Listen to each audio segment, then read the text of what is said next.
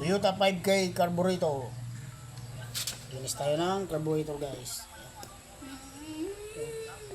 Ngayon, palitan na natin ng repair kit. Palitan na natin ng bagong repair kit.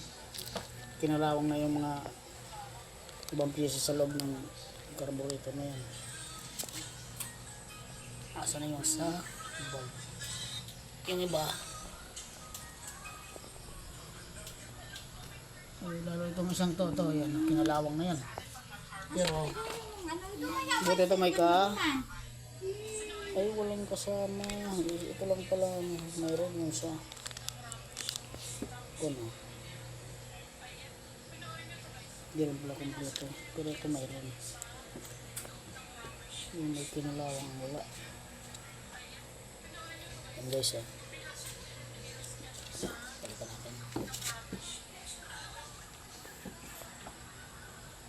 Okay guys, saglit lang guys, ipalit ko muna. Thank you for watching.